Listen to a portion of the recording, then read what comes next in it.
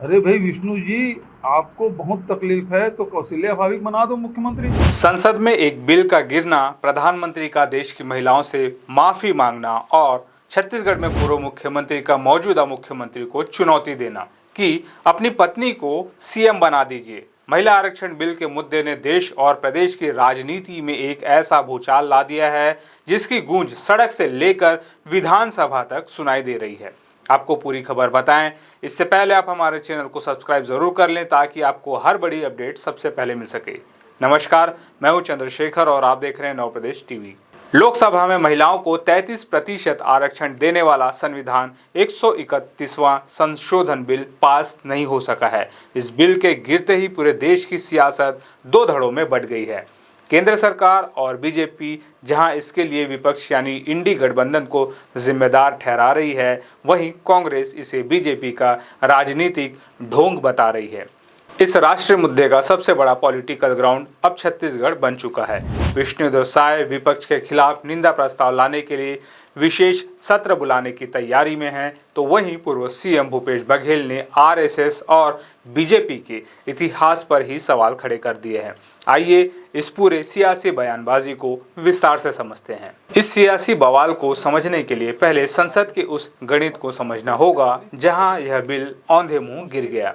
केंद्र सरकार ने महिला आरक्षण से जुड़े इस प्रस्ताव को पारित कराने के लिए संसद का 3 दिवसीय विशेष सत्र बुलाया था। इस बिल में लोकसभा सीटों को 543 से बढ़ाकर 816 करने और महिलाओं को 33% आरक्षण देने का कड़ा प्रावधान था। लेकिन जब वोटिंग हुई तो बिल के पक्ष में 298 वोट पड़े, जबकि 230 सांसदों ने इसके विरोध में मतदान किया।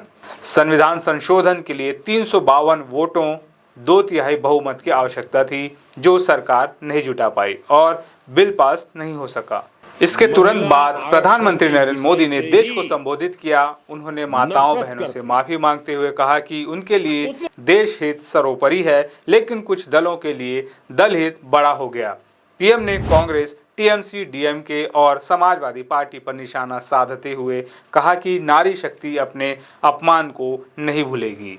बिल गिरने के बाद बीजेपी ने देश भर में कांग्रेस और इंडी गठबंधन के खिलाफ प्रदर्शन की रणनीति बनाई है। छत्तीसगढ़ में भी 20 अप्रैल से इसका शंखनाद हो चुका है। 23 और 24 अप्रैल को प्रदेश भर में जन आक्रोश महिला सम्मेलन और 26 और 27 अप्रैल को मंडल स्तर पर पुतला दहन किया जाएगा। रायपुर में प्रेस कॉन्फ्रेंस करते हुए मुख्यमंत्री विष्णुदेव साय ने विपक्ष पर तीखा हमला बोला। उन्होंने समाजवादी पार्टी और कांग्रेस पर अंग्रेजों की तरह फूट डालो और राज करो की नीति अपनाने का आरोप लगाया। सीएम साय ने याद दिलाया कि छत्तीसगढ़ में पंचायती राज में महिलाओं का आरक्षण 57% है और विधानसभा में भी 21-22% नारी शक्ति मौजूद है। अपनी बच्चे की सुरक्षित भविष्य के लिए ये मंत्र याद रखें। 5 साल 7 बार। जन्म से लेकर 5 साल तक सुनिश्चित करें कि आपके बच्चे का एक भी टीका छूटने न पाए। पूर्ण टीकाकरण, संपूर्ण सुरक्षा। राष्ट्रीय स्वास्थ्य मिशन, झारखंड सरकार। इसी कड़ी में साय सरकार जल्द ही एक दिन का विशेष विधानसभा सत्र बुलाने जा रही है, जिसमें लोकसभा में बिल गिराने वाले विपक्ष के खिलाफ निंदा प्रस्ताव लाया जाएगा। जब सत्ता पक्ष आक्रामक हुआ तो विपक्ष भी चुप नहीं बैठा। पूर्व मुख्यमंत्री भूपेश बघेल ने अपने निवास पर प्रेस कॉन्फ्रेंस कर बीजेपी के इस जन आक्रोश को झूठ की राजनीति करार दिया। भूपेश बघेल ने सीधे आरएसएस, विश्व हिंदू परिषद और जनसंघ के इतिहास पर वार करते हुए कहा कि इन संगठनों ने कभी महिलाओं को शीर्ष नेतृत्व में मौका नहीं दिया। उन्होंने राजीव गांधी का जिक्र करते हुए कहा कि महिलाओं को आरक्षण देने की पहल कांग्रेस ने की थी, जिसे अविभाजित मध्य प्रदेश में लागू कर 1995 में चुनाव कराए गए। लेकिन बघेल के जिस बयान ने सबसे ज्यादा सुर्खियां बटोरी वह था मुख्यमंत्री साय पर उनका सीधा तंज। बघेल ने कहा, विष्णु जी, अगर आपको इतनी ही तकलीफ है तो कौशल्या भाभी को मुख्यमंत्री बना दीजिए। आपको बता दें कि कौशल्या विष्णुदेव साय की पत्नी का नाम है। यह बयान बीजेपी के महिला सम्मान के दावों पर एक बड़ा राजनीतिक प्रहार माना जा रहा है। तो यह पूरा मामला अब महिला सशक्तिकरण से ज़्यादा वोट बैंक की राजनीति बन चुका है। बीजेपी का लक्ष्य विशेष सत्र और पुतला दहन के जरिए महिलाओं के सामने विपक्ष को महिला विरोधी साबित करना है। वहीं कांग्रेस का लक्ष्य यह साबित करना है कि बीजेपी सिर्फ राजनीतिक रोटियां सेक रही है।